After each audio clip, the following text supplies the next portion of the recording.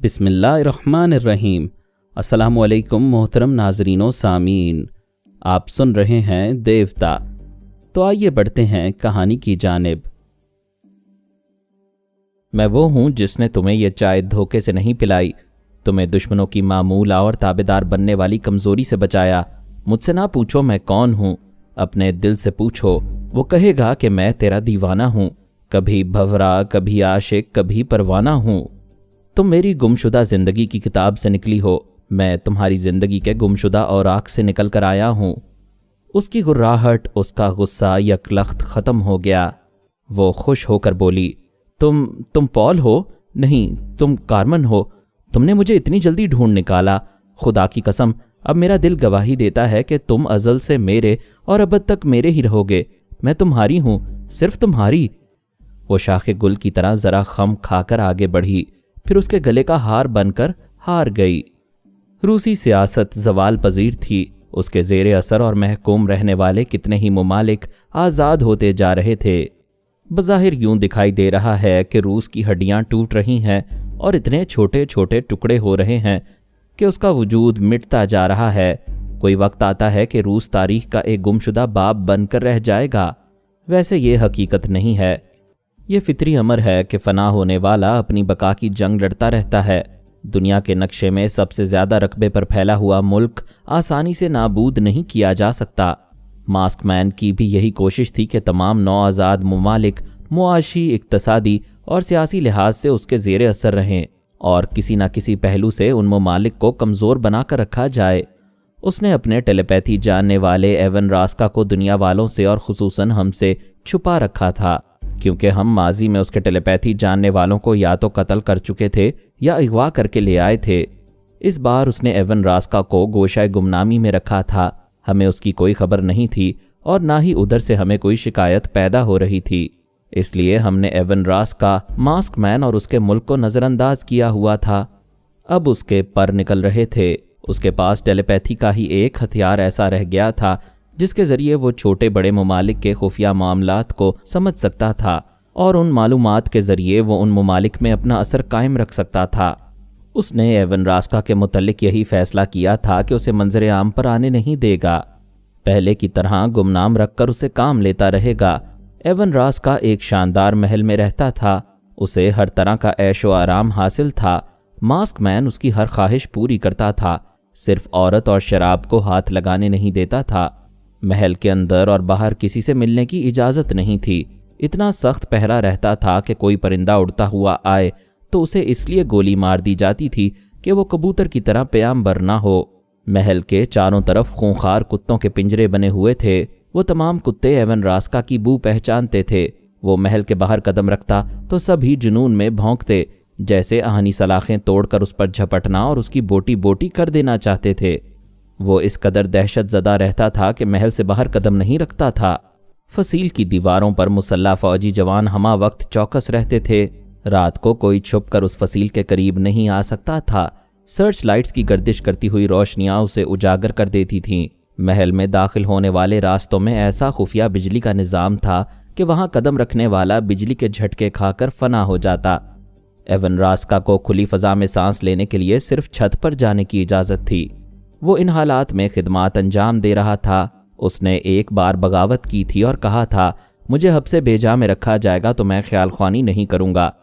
Mask مین نے اسے کال کوٹھڑی میں پھکوایا اور کہا، محل میں پھر بھی تازہ ہوا ملتی تھی، یہاں تاریکی اور آلودگی میں اپنی زندگی کے دن پورے کرو۔ وہاں کال کوٹھڑی میں ناقابل برداشت بدبو تھی۔ تعفن سے دماغ پھٹنے لگا۔ خیال خوانی کے ذریعے کسی کو مدد کے لیے نہیں بلا سکتا تھا۔ یہ نہیں جانتا تھا کہ وہ کال کوٹھڑی کہاں ہے۔ اس کی آنکھوں پر پٹی باندھ کر لایا گیا تھا۔ یہ بھی سمجھ رہا تھا کہ وہاں مزید چند گھنٹے رہے گا تو خیال خوانی کے قابل نہیں رہے گا، بلکہ دماغی توازن سے محروم ہو جائے گا۔ اس نے خیال خوانی کے ذریعے ماسک مین سے معافی مانگی تو پھر اسے محل میں واپس پہنچا دیا گیا۔ یہ بات اس کی کھوپڑی میں نقش کر دی گئی کہ تمہاری ٹیلی پیتھی اگر مملکت روس کے کام نہیں آئے گی تو پھر تم کسی کام کے نہیں رہو گے۔ کوئی دوسرا ملک تم سے فائدہ نہیں اٹھا سکے گا۔ پھر جسے مدد کے لیے بلاؤ گے وہ اس علاقے میں ہی داخل نہیں ہو سکے گا جہاں وہ محل ہے، اور وہاں کے جان لیوا انتظامات سے ظاہر تھا کہ اس محل میں کوئی زندہ داخل نہیں ہو سکے گا۔ एवन रास का टीवी स्क्रीन पर एशिया, यूरोप और अमेरिका के सरबराहान की चलती फिरती तस्वीरें देखता था, उनके बयानात और इंटरव्यू सुनता था, फिर उनके दिमागों में पहुंचकर उनके अंदर का तमाम खुफिया कच्चा चट्ठा मास्क मैन को सुना देता था। वो इस महल में बैठा बैठा हर मुल्क के फौजी अफसरान तक पहुंच जाता था। आलमी मालियाती इदारों, फौजी राजों और आलमी सुराग रिसां एजेंसियों का एक एक राज लेकर आता था। मास्क मैन उसे रूपोश रखकर काम करा रहा था और खुश था, लेकिन मुतमईन नहीं था, क्योंकि फिर से बड़ी सियासी बाजी खेलने के लिए उसे बड़े मुल्कों के बड़े अहम राज और उनकी कमज़ोरियां मालूम हो रही थीं। लेकिन उन मुल्कों को अपने दबाव में लाने के लिए और अपने तौर पर नित नई चालें चलने के लिए कोई दूसरा टेलीपैथी जानने वाला मातहत नहीं था। वो एवन रास्का को अमली मैदान में लाना नहीं चाहता था, उसे हमेशा आहनी पर्दों में छुपा कर रखने का इरादा था। लिहाजा अब इस नतीजे पर पहुंचा कि कुछ ऐसे टेलीपैथी जानने वाले मातहत चाहिए जो दूसरे ममालिक के टेलीपैथी जानने वालों के मुकाबले में मंजर आम पर आकर अपने कारनामों से मतलूबा ममालिक में हलचल पैदा कर सकें और वहां से रूसी मुफादात हासिल करने का सिलसिला जारी रख सकें। इस मकसद के लिए मास्क मैन ने कहा, रास्का, तुम इस दुनिया के तमाम टेलीपैथी जानने वालों के रिकॉर्ड पढ़ चुके हो। तुम्हें यह भी मालूम है कि इनमें से कौन जिंदा है और कौन मर चुका है। उनमें से ऐसे भी हैं जो अपने ही मुल्कों में कैदी बना कर रखे गए हैं। वो बोला, जैसा कि मैं यहाँ नज़रबंद किया गया हूँ। हाँ, शुक्र करो इसलिए अब तक जिंदा हो, वरना मंजर आम पर आने वालों में सिर्फ एक फरहाद है जो लंबी उम्र गुजार रहा है। तुम इस महल से बाहर जाओगे तो हर मुल्क, हर शहर, हर रास्ते, हर गली में मौत तुम्हारे साथ साथ चलेगी।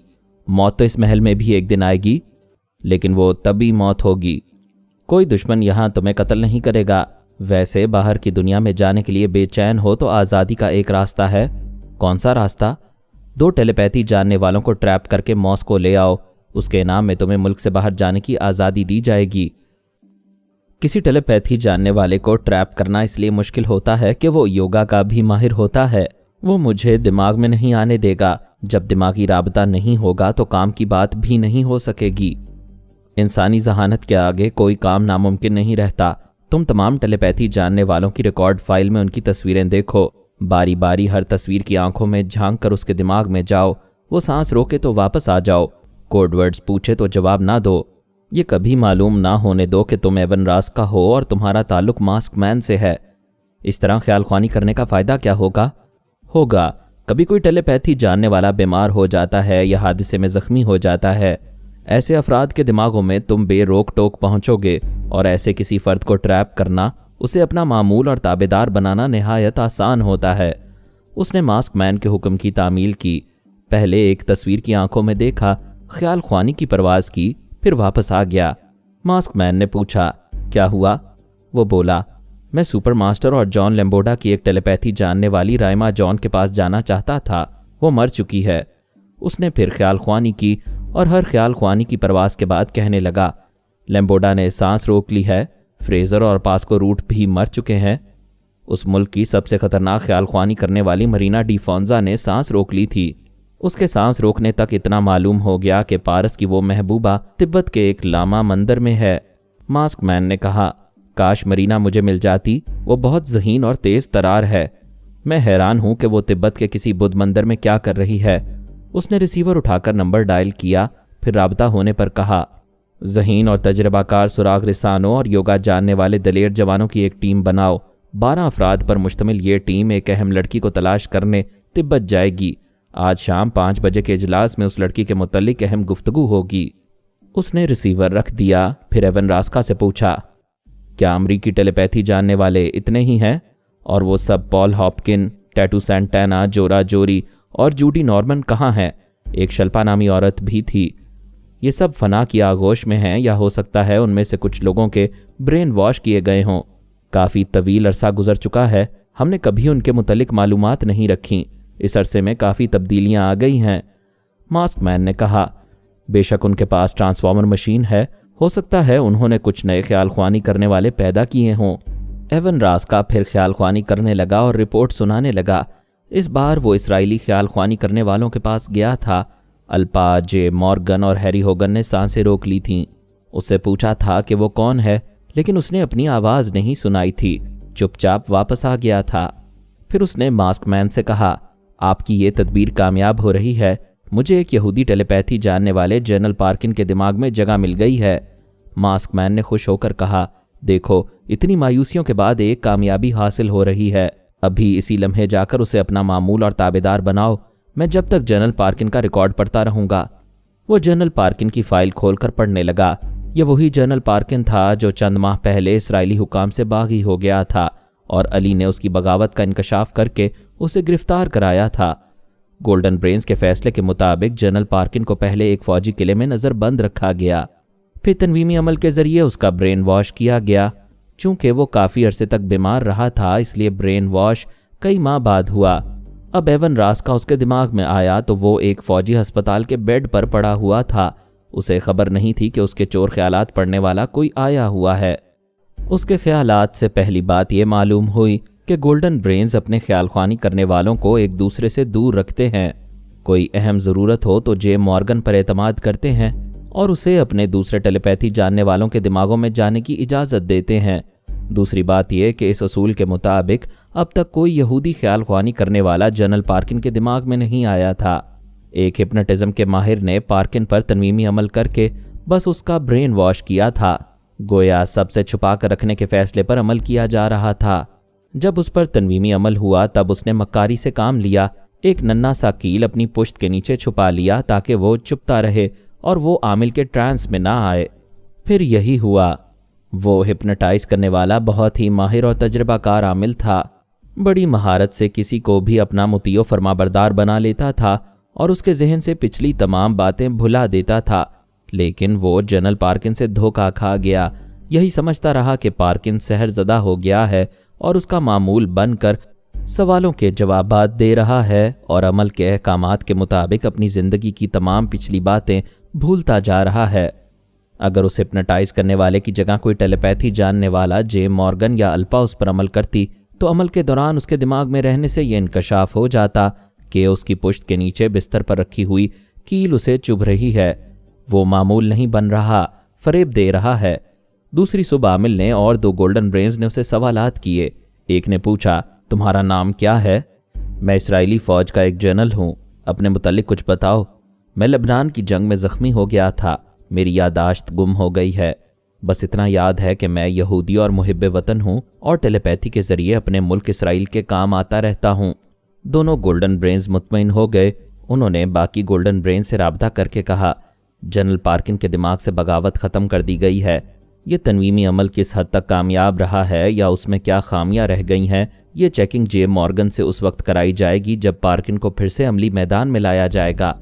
اسے بستر حلالت پر صحت یاب ہونے کے لیے چھوڑ دیا گیا۔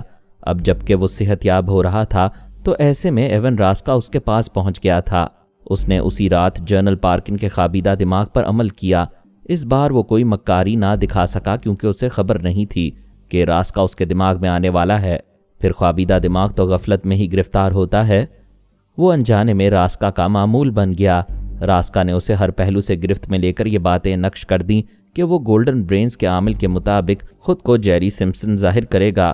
کوئی بھی خیال خوانی کرنے والا دماغ میں آئے گا تو وہ سانس روک لے گا۔ گولڈن برینز کے حکم سے کوئی خیال خوانی کرنے والا دماغ میں آئے تو تمام چور خیالات لاک ہو جائیں۔ اس کا ذہن یہی کہے گا کہ وہ یہودی اور محب وطن ہے۔ اگر اس پر دوبارہ تنویمی عمل کیا جائے گا تو وہ صرف 12 گھنٹوں کے لیے اس عامل کا معمول اور تابعدار رہے گا۔ اس کے بعد اس عمل کا اثر زائل ہو جائے گا، پھر وہ بدستور ایون راسکا کا معمول اور تابعدار بن کر رہے گا۔ پھر راسکا نے اس کے ذہن میں یہ نقش کیا کہ وہ موقع کی طاق میں رہے، جیسے ہی حالات موافق ہوں گے وہ اسرائیل سے نکل کر روس چلا جائے گا۔ اسے پوری طرح اپنا وفادار بنانے کے بعد راسکا نے ماسک مین کو یہ خوشخبری سنائی۔ وہ خوش ہو کر بولا، ہمیں آج تمہاری ٹیلیپیتھی کا سب سے بڑا فائدہ حاصل ہوا ہے۔ ہمیں ایک نیا خیال خوانی والا مل رہا ہے، مل رہا نہیں بلکہ مل چکا ہے۔ میں اسے حکومت روس کا وفادار بنا چکا ہوں۔ تم نے بہت بڑا کمال کیا ہے۔ آپ اپنے وعدے پر قائم رہیں گے۔ جب میں کسی دوسرے ٹیلیپیتھی جاننے والے کو بھی ٹریپ کر کے یہاں لے آؤں گا تو آپ مجھے روس کی حد سے باہر جانے دیں گے۔ میں اپنے وعدے پر قائم رہوں گا۔ تمہیں بھرپور آزادی ملے گی۔ یہ فائل دیکھو، نیچے دبی ہوئی تھی، تمہاری نظروں میں نہیں آئی۔ یہ کس کی فائل ہے؟ اس میں ان طلبہ اور طالبات کی معلومات ہیں جو امریکہ کی ایک فوجی چھاؤنی میں تربیت حاصل کر رہے ہیں۔ شاید ان کی تربیت مکمل ہو چکی ہے اور انہیں ٹرانسفارمر مشین کے ذریعے ٹیلیپیتھی کا علم دیا گیا ہے۔ रास्का ने फाइल खोलकर देखी। सबसे पहले जॉन लेम्बोडा की बेटी कैनोवाना की तस्वीर और उसकी रिपोर्ट थी। दूसरे सफ़े पर सिल्वाना यानी सानी की तस्वीर और रिपोर्ट थी। रास्का ने तस्वीर देखकर कहा, बेहद हसीन और पुरकशिश है। उसकी आंखों से पता चलता है कि इंतहाई ज़हीन और इंतहाई ख़तरनाक है। वो उसकी आंखों में झांकता और ख्याल ख्वानी की परवाज़ करता हुआ सानी के दिमाग में पहुंचा। उसने सांस रोक ली। वो वापस आकर बोला, यहाँ दाल नहीं गलेगी। मास्क मैन ने कहा, टेलीपैथी जानने वाली जवान लड़कियां ना हो तो बेहतर होगा। हम एक बार जोजो को और दूसरी बार अल्पा को यहाँ लेकर आए। दोनों लड़कियां हमें धोखा देकर चली गईं। तुम किसी जवान मर्द को ट्रैप करो। उस फाइल के तीसरे और चौथे सफ़ात पर मोनारो और टैलबॉट की तस्वीरें थीं। रास्का को उनके दिमागों में भी जगह नहीं मिली। उसने कहा, ये जॉन लेम्बोडा की बेटी रह गई है। आप टेलीपैथी जानने वाली लड़की नहीं चाहते, इसलिए ये फाइल वापस रखें। मास्क मैन ने कहा, ठीक है कि मैं लड़कियों से बेजार हूं, लेकिन ये लेम्बोडा की बेटी है। इसकी एक अलग अहमियत है। रास्का ने फाइल लेकर मिस कैनोवाना लेम्बोडा की तस्वीर देखी, फिर उसकी आंखों में झांकते हुए आसानी से दिमाग में पहुंच गया। उसकी सोच ने बताया कि वो 2 साल तक ट्रेनिंग हासिल करते रहने के बावजूद इम्तिहानात में नाकाम रही है और ट्रांसफॉर्मर मशीन से गुजरने के सिलसिले में नाअहल करार दी गई है। उसके साथ ट्रेनिंग हासिल करने वाली सिल्वाना यानी सानी, मोनारो और टैलबॉट कामयाब होकर टेलीपैथी का इल्म हासिल कर चुके हैं। कैनोवाना किसी काम की नहीं थी, लेकिन उसके ख्यालात के जरिए इंकशाफ हुआ कि बीजी थर्मोल नामी एक टेलीपैथी जानने वाला शख्स है, जिससे अभी 1 दिन पहले कैनोवाना की शादी हुई है। जॉन लेम्बोडा ने थर्मोल को टेलीपैथी का इल्म देकर बड़ी राजदारी से छुपा रखा था, लेकिन वो एक बार फरहाद की गिरफ्त में आकर बच निकला था। लेम्बोडा ने थर्मोल को ताकीद की थी कि वो कभी टेलीपैथी का मुजाहिरा कहीं नहीं करेगा और उसकी बेटी के साथ गुमनाम रहकर इज़्दवाजी घरेलू जिंदगी गुजारता रहेगा। वो बड़ी सादतमंदी से अपने ससुर लेम्बोडा के हुक्म की तामील कर रहा था। रास्का ने मास्क मैन से कहा, मुबारक हो, एक और टेलीपैथी जानने वाला हाथ लग रहा है। क्या वाकई? जी हाँ, जॉन लेम्बोडा ने अपने टेलीपैथी जानने वाले दामाद को बड़े राज में रखा था, इसलिए वो कभी हमारी नज़रों में भी नहीं आया। उसकी बेटी के दिमाग में जाते ही यह ज़बरदस्त इंकशाफ हुआ है। तुम उसे ट्रैप कैसे करोगे? ये काम ज़्यादा मुश्किल नहीं होगा। मैं कैनोवाना के ज़रिए नहायत सहूलत और आराम से थर्मोल को कमज़ोरी में मुब्तला करूँगा, फिर उसे अपना मामूल और ताबेदार बना लूँगा। मास्क मैन ने खुश होकर कहा, आज से हमारी खुशकिस्मती शुरू हो रही है। रास्का, तुम सही मानों में टेलीपैथी को इस्तेमाल कर रहे हो। सर, आप अमेरिका और इसराइल में अपने सुराग रिसानों को अलर्ट कर दें। वो थर्मोल और पार्किन को यहाँ आने के सिलसिले में मदद मुहिम पहुँचाएंगे। सारे इंतजामात हो जाएंगे, तुम बेफिक्र रहो। मैं जा रहा हूँ। तुम थर्मोल को हमारा ताबेदार बनाते ही मुझे खुशखबरी सुनाओ। वो एवन रास्का के महल से निकलकर एक बुलेट प्रूफ कार में बैठा और अपनी सरकारी रिहाइशगाह की तरफ जाने लगा। शाम के 5 बजने वाले थे। उसकी रिहाइशगाह में फौज के चंद आला अफसरान और 12 ऐसे अफराद हाजिर हो गए थे जो एक टीम की सूरत में तिब्बत जाने वाले थे। जब वो मीटिंग रूम में पहुंचा तो सब उठकर खड़े हो गए। उसने सभी से मुसाफहा किया। फौजी अफसरान अपनी अपनी जगह बैठ गए, बाकी 12 अफराद खड़े रहे। एक फौजी अफसर ने उससे कहा, सर, हम तमाम अफसरान ने मुतफ़िका इंतखाबात के ज़रिए इन 12 अफराद को मौजूदा मिशन का अहल करार दिया है। मास्क मैन ने उन 12 अफराद को देखा। उनमें से 8 अदद तगड़े जवान थे, बाकी 4 अधेड़ उम्र के सुराग रेसां थे। एक और अफसर ने कहा, सर, अगरचे ये 4 उम्र में कुछ ज़्यादा हैं, लेकिन सेहतमंद हैं, बला के ज़हीन और शिकार की बू सूंघने वाले जासूस हैं। ये 2 बार तिब्बत के मुख्तलिफ मिशन पर जा चुके हैं। एक अफसर ने कहा, ये 8 नौजवान योगा के माहिर हैं, तिब्बत की मकामी ज़ुबान समझते और बोलते हैं, बेहद ख़तरनाक फ़ाइटर्स हैं। एक बार जंग शुरू हो जाए तो मुखालफीन को हलाक किए या अपाहज बनाए बगैर लड़ाई ख़त्म नहीं करते। मास्क मैन ने अपनी कुर्सी की तरफ आते हुए कहा, मुझे भी 12 अफराद पसंद आ रहे हैं, लेकिन वो अपनी कुर्सी पर आकर बैठ गया। फिर बोला, लेकिन पहले ये सुन लो कि मिशन क्या है। मैंने फ़ोन पर इतना ही कहा था कि तिब्बत में एक अहम लड़की को तलाश करना है। अब बता रहा हूँ कि उस लड़की का नाम मरीना डी फोंजा है और वो टेलीपैथी जानती है। एक अफसर ने कहा, टेलीपैथी जानने वाली लड़कियां हमारे मुल्क के लिए बदबख्ती की अलामत बन गई हैं। मास्क मैन ने कहा, मैं बदबख्ती को नहीं मानता, लेकिन ये आजमाई हुई हकीकत है। हम टेलीपैथी जानने वाली जोजो और अल्पा से धोखा खा चुके हैं। मैं खुद लड़कियों को नापसंद करता हूँ, लेकिन मरीना के मामले में अपनी राय बदल रहा हूँ। सर, कोई ख़ास बात है? आप लोग मरीना के मुतल्लिक नहीं जानते हैं। मैं जानता हूँ। वो गैर मामूली जहानत की हामिल है। ایسی چالاک اور تیز ترار ہے کہ اس نے ایک طرف سپر ماسٹر کو اور دوسری طرف فرحاد کی ٹیم کو کچھ عرصے تک نچا کر رکھ دیا تھا۔ وہ مرینا کے متعلق بتا رہا تھا، لیکن وہ خود بھی اس لڑکی کے مکمل حالات نہیں جانتا تھا۔ اسے اتنا ہی معلوم تھا کہ مرینا اپنی ذہانت اور حاضر دماغی سے تمام امریکی خیال خوانی کرنے والوں پر حاوی ہو گئی تھی۔ دوسری طرف پارس کی محبوبہ بن گئی تھی۔ میں نے مرینا کو بیٹی کہا تھا، اسے اپنی بہو بنانا چاہتا تھا۔ سپر ماسٹر سے جتنے ٹیلی پیتھی جاننے والے چھین لیے تھے وہ سب مرینا کو لوٹا دیے تھے تاکہ وہ ہم پر بھرپور اعتماد کرے اور ہماری ٹیم میں رہے۔ اس نے قسمیں کھا کر اپنی محبت اور وفاداری کا یقین دلایا تھا، اور اس میں شبہ نہیں کہ وہ پارس کو دل و جان سے چاہتی تھی، لیکن اس کے اندر بے اعتمادی تھی۔ اسے بھی ہم نے برداشت کیا۔ پھر ایک ایسی بات ہوئی جس نے ہمیں اس سے بدظن کر دیا۔ بات یہ تھی کہ ایک ٹیلی پیتھی جاننے والا وارنر ہیگ جزیرہ پٹویا میں رہتا تھا اور ایک مسلمان لڑکی حمائلہ سے محبت کرتا تھا۔ اس نے حمائلہ سے شادی کرنے کے لیے اسلام قبول کر لیا۔ یہ بات مرینا کو بری لگ گئی۔ اس نے پارس سے کہا، تم بھی مجھ سے شادی کرنے کے لیے عیسائیت قبول کر لو۔ پارس نے سمجھایا کہ یہ اپنے اپنے دل اور مزاج کی بات ہے۔ ایک مذہب چھوڑ کر دوسرا مذہب قبول کر لینے سے آدمی عیسائی یا مسلمان نہیں ہو جاتا۔ کسی بھی مذہب سے تعلق رکھنے کے لیے دل میں عقیدے کا مستحکم رہنا لازمی ہے۔ پارس نے کہا، جب میرے دل میں اسلام مستحکم ہے تو اپنی ضد سے عیسائی بننے کو نہ کہو۔ مذہب جبر سے نہیں، دل کی رضا سے قائم رہتا ہے۔ مرینا نے ادھر سے ناکام ہو کر اس مسلمان لڑکی حمائلہ کو سزا دی۔ اس کے اور وارنر ہیگ کے دماغوں میں زلزلہ پیدا کیا تاکہ وارنر اسلام سے پھر عیسائیت کی طرف آئے اور حمائلہ وارنر کو چھوڑ کر آئندہ کسی کو مسلمان بنانے سے توبہ کر لے۔ اس بات نے مجھے مجبور کیا کہ میں مرینا کو سزا دوں۔ پہلے تو میں نے وارنر ہیگ اور حمائلہ کو اس کے انتقام سے بچا کر دونوں کو اس کی خیال خوانی کے ظلم سے بہت دور بھیج دیا۔ پھر میں نے اس پر تنویمی عمل کر کے اسے اپنی معمولہ بنا لیا۔ تب اس کا غرور ٹوٹ گیا۔ تب اس نے تسلیم کیا کہ وہ طاقت کے غرور میں گمراہ ہو گئی تھی۔ اب وہ مجھے اپنے دماغ سے نہیں نکال سکے گی۔ اس کا ایک ہی راستہ ہے کہ زندہ رہے لیکن دنیا والوں سے منہ موڑ لے، دوستی اور دشمنی کے تمام راستے چھوڑ کر خدا کی خوشنودی کا راستہ اختیار کرے۔ میں بعد میں وقتاً فوقتاً اس کے دماغ میں جاتا تھا اور معلوم کرتا تھا کہ وہ خدا کی خوشنودی حاصل کرنے کے لیے کون سا راستہ اختیار کر رہی ہے۔ اس نے ایک لمبا سفر شروع کیا تھا۔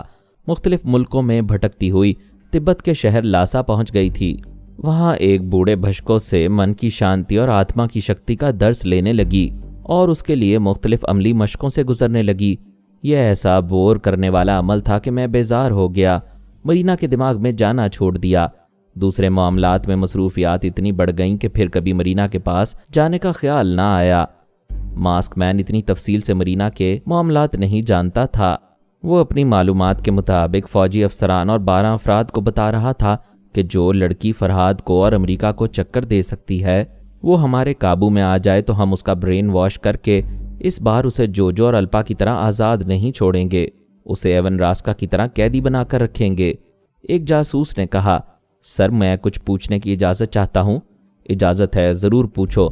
سر، تبت جا کر مرینا کو کسی بدھ مندر میں تلاش کرنا ہے۔ مانا کہ وہ غیر معمولی صلاحیتیں رکھنے والی لڑکی ہے، پھر بھی کس قدر غیر معمولی ہے؟ کیا ہم 2-4 مرد اسے گرفتار نہیں کر سکیں گے؟ کیا ہم اس کے ٹیلی پیتھی جاننے والے دماغ کو کمزور بنا کر یہاں نہیں لا سکیں گے؟ ایک اور جاسوس نے سوال کیا، کیا مرینا تنہا نہیں ہے؟ اس کے ساتھ باڈی گارڈز رہتے ہیں؟ ماسک مین نے کہا، ایسی کوئی بات نہیں ہے، وہ شاید وہاں تنہا ہے۔ اسے دھوکے سے اعصابی کمزوری میں مبتلا کرو گے تو ہمارا ایون راسکا اس کے دماغ پر قبضہ جما کر آسانی سے اسے یہاں بلائے گا۔ لیکن 2 باتیں کھٹک رہی ہیں۔ سبھی ماسک مین کو سوالیہ نظروں سے دیکھنے لگے۔ وہ بولا، ہم نے پہلے جوجو کو اغوا کیا، وہ پارس کی بیوی تھی، پھر الپا کو اغوا کیا، وہ پارس کی محبوبہ تھی، اور جس مرینا کو لانے جا رہے ہو وہ بھی پارس کی دیوانی ہے۔ پارس کی کوئی چیز ہماری مٹھی میں نہیں رہ سکی۔ یہ تیسری جو ہاتھ آنے والی ہے، اس کے پیچھے جو مصیبتیں آئیں گی اس پر ہمیں پہلے سے غور کرنا چاہیے۔ ایک افسر نے پوچھا، دوسری کون سی بات کھٹک رہی ہے؟ ماسک مین نے جواب دیا، تبت ہم سے دور ہے لیکن پارس کے نزدیک ہے۔ موجودہ اطلاعات کے مطابق وہ دونوں باپ بیٹے پاکستان میں ہیں۔ اگر وہ افغانستان اور ازبیکستان کی طرف آئیں گے تو تبت اور قریب ہو جائے گا۔ کیا پارس کو یہ معلوم ہے کہ مرینا تبت میں ہے؟ یہ ابھی معلوم نہیں ہوا، لیکن مرینا کی طویل روپوشی سے اندازہ ہوتا ہے کہ وہ ایک دوسرے سے بچھڑ گئے ہیں۔ یہ اچھی بات ہے کہ پارس تبت میں مرینا کی موجودگی سے بے خبر ہے۔ اگر کسی وجہ سے وہاں پہنچ بھی جائے گا تو ضروری نہیں کہ اسے ڈھونڈ نکالے، تب تک ہم اسے لے آئیں گے۔ خدا کرے ایسا ہی ہو، لیکن ایک اور اہم بات ہے جو پارس کے ریکارڈ میں درج ہونے والی ہے، اور وہ اہم بات یہ ہے کہ وہ آدھا انسان اور آدھا سانپ ہے۔ سب نے یوں چونک کر دیکھا جیسے ماسک مین بے تکی باتیں کر رہا ہو۔ اس نے کہا، شاید آپ یقین نہ کریں، لیکن یہ ٹیم جو وہاں جا رہی ہے اس کے ہر فرد کو یہ یاد رکھنا چاہیے کہ پارس میں زہریلے سانپ کی خصوصیات ہیں۔ وہ جسے ایک بار گلے لگا لیتا ہے اس کے جسم کی بو کے ذریعے اسے دوبارہ تلاش کر لیتا ہے۔ اگر وہ تبت پہنچے گا اور مرینا لاکھ بھیس میں بھی چھپی رہے گی اور اس کے قریب سے گزرے گی تو وہ اسے جانے نہیں دے گا اور اسے لے جانے والوں کے لیے مصیبت بن جائے گا۔ کیا آپ لوگوں کو میری عقل پر بھروسہ ہے کہ میں نارمل رہ کر یہ حقائق بیان کر رہا ہوں؟ سب کے سب ایک دوسرے کو سوالیہ نگاہوں سے دیکھنے لگے۔ ان کی نظریں پوچھ رہی تھیں کہ ماسک مین کی باتوں پر کہاں تک اعتماد کیا جائے، لیکن وہ ماسک مین تھا، کسی چوپال میں بیٹھ کر قصہ خوانی کرنے والا شخص نہیں تھا۔ ایک بہت بڑے ملک کے سربراہان میں سے ایک تھا۔ اس کی زبان سے نکلا ہوا ہر فقرہ پتھر کی لکیر ہوتا تھا۔ سربراہان ملک کے احکامات جائز ہوں یا ناجائز ان کی تعمیل کرنی پڑتی ہے، بیانات صحیح ہوں یا غلط ان کو تسلیم کرنا پڑتا ہے۔ یوں بھی دنیا میں بڑے بڑے عجوبے ہیں، پارس کو بھی ایک عجوبہ تسلیم کر لینے میں کوئی مذائقہ نہیں تھا۔ 12 افراد کی ٹیم نے یہ بات گرہ میں باندھ لی کہ اس عجوبے سے سامنا ہوگا تو اسے ذرا آزمائیں گے، اس سے ذرا ٹکرائیں گے۔ سانپ ہوا تو سانپ کی طرح سر کچل دیں گے، آدمی ہوا تو گولی مار دیں گے۔ کوئی 1 برس پہلے سونیا سہنی اور علی تیمور ایک ساحر اعظم کو جہنم میں پہنچانے تبت آئے تھے۔ میں نے ان واقعات کو قلم بند کرتے ہوئے تبت کے متعلق بہت کچھ لکھا تھا۔ اب میری داستان کا ایک حصہ پھر اس علاقے میں گردش کرنے آیا ہے۔ پہلے جادوگر پاپا ڈوک کا ذکر ہوا تھا، اب تبت کے لاما کا ذکر کروں گا۔ یہ ذکر معلوماتی بھی ہوگا اور دلچسپ بھی۔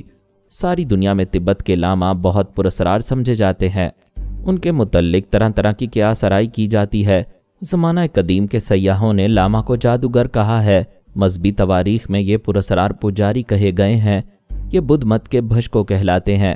حقیقت یہ ہے کہ زمانہ قدیم سے دور جدید تک یہ روحانی پیشوا رہے ہیں، بڑی عبادت اور سخت ریاضت سے روحانیت کی گہرائیوں میں ڈوبتے ہیں۔ لاما کے معنی ہے ٹیچر یعنی تعلیم دینے والا۔ یہ لاما روحانیت کا درس دیتے ہیں۔ مرینا یہی درس حاصل کرنے تبت کے شہر لاسا میں آئی تھی۔ لاسا میں ایک جو کھنگ مندر ہے جس کی چھت سونے کی ہے۔ مندر میں تو یوں سب ہی عبادت کے لیے آتے ہیں، لیکن اس کی وسیع و ریز چھت پر ایک کھلی درس گاہ ہے جہاں صرف روحانیت کی تعلیم حاصل کرنے والے آتے ہیں۔ مرینا نے اس درس گاہ میں آ کر وہاں کے انچارج سے کہا، میں یہاں تعلیم حاصل کرنے اور یہاں کے ہاسٹل میں قیام کرنے آئی ہوں۔ انچارج نے اسے ایک ٹک دیکھا۔ وہ امریکن حسینہ دودھ کی طرح سفید اور انگارے کی طرح سرخ تھی۔ تیور بتا رہے تھے کہ وہ مزاج میں بھی دودھ کی شیرینی اور انگارے کی تپش رکھتی ہے۔ وہ اعتراض کرنا چاہتا تھا کیونکہ وہ جس ملک سے آئی تھی اس کے سفارت خانے کی اجازت کے بغیر وہاں قیام کرنے اور تعلیم حاصل کرنے کی مجاز نہیں تھی۔ لیکن اس سے پہلے کہ وہ اعتراض کرتا، مرینا نے اس کے اندر پہنچ کر اس کی سوچ میں کہا، مجھے اعتراض نہیں کرنا چاہیے، یہ اپنے ملک سے پاسپورٹ، ویزا اور یہاں قیام کرنے کا اجازت نامہ لے کر آئی ہوگی۔ اس نے کہا، تم پاسپورٹ اور یہاں قیام کرنے کا اجازت نامہ پیش کرو، تمہیں داخلہ مل جائے گا۔ وہ بڑے گھمبیر لہجے میں بولی، مسٹر فونگلو، میں زندہ دکھائی دے رہی ہوں مگر بھٹکی ہوئی آتما ہوں۔ دنیا کے ایک سرے سے دوسرے سرے تک جانے کے لیے ایک روح کو پاسپورٹ کی ضرورت نہیں پڑتی۔ وہ حیرانی سے بولا، میں آج پہلے دن یہاں ڈیوٹی پر آیا ہوں، کوئی میرا نام نہیں جانتا، پھر تمہیں میرا نام کیسے معلوم ہوا؟ پھر اسے یاد آیا کہ وہاں کے معلم نے سمجھایا تھا، یہ روحانی علوم کی درسگاہ ہے، یہاں عجیب و غریب ہستیوں سے سامنا رہتا ہے، پھر روحانیت کے طالب علم معزز اور مقدس سمجھے جاتے ہیں، ایسی ہستیوں سے بحث نہیں کرنی چاہیے۔ اس نے سوچا، یہ خود کو بھٹکی ہوئی آتما کہہ رہی ہے، شاید یہ سچ ہے، یہ آتما ہے، تبھی میرے اندر گھس کر میرا نام معلوم کر لیتی ہے۔ وہ جھجکتے ہوئے بولا، میں نے زندگی میں کبھی کسی روح سے ملاقات نہیں کی، اگر آپ سچ مچ روح ہیں تو میں ابھی جا کر مہالاما کو آپ کی آمد کی اطلاع دوں گا، اور اگر روح نہیں ہے اور یہ آپ کے بولنے کا فلسفانہ انداز ہے تو پلیز پاسپورٹ پیش کریں۔ مرینا نے بڑی بڑی غزالی آنکھوں سے گھور کر دیکھا، پھر اس کی سوچ میں کہا، جاؤ مہالاما کے پاس جاؤ۔ वो फौरन ही उठकर यूं खड़ा हो गया जैसे मरीना ने आंखें ना दिखाई हों बल्कि उसके दिमाग को चाबुक रसीद किया हो। वो चाबुक खाने वाले घोड़े की तरह दौड़ा और सीढ़ियां चढ़ता हुआ दरसगाह में आया। फिर एक हुजरे में पहुंचा। वहां एक सेहतमंद बूढ़ा योगा के आसन में था और उसी आसन में रहकर इबादत में गर्क दिखाई देता था। इंचार्ज ने सामने आकर डंडोट किया, यानी फर्श पर ऊंधा लेटकर सजदा किया। फिर उठा और दोनों घुटनों के बल बैठकर दोनों हाथ जोड़ते हुए कहा, महालामा कंचदेव वो आई है, कहती है भटकी हुई आत्मा है, वो मेरा नाम जानती है, उसकी आंखों में देखो वो निगाहों से पिघला देती है। डॉक्टर मोहम्मद उनीब सलीमी के साथ मज़ीद अक़सात सुनने के लिए हमारे चैनल का सब्सक्राइबर बनें और साथ ही बेल आइकन को क्लिक करें ताकि आपको हर आने वाली नई वीडियो के मुतालिक नोटिफिकेशंस मिलती रहें। हमारी वीडियोस को लाइक और शेयर करें और हमें अपनी दुआओं में याद रखिएगा। ISI और पाक आर्मी जिंदाबाद, पाकिस्तान पाइंदाबाद। हम फिर मिलेंगे इंशाअल्लाह एक नई किस्त के साथ। तब तक के लिए अल्लाह हाफिज़।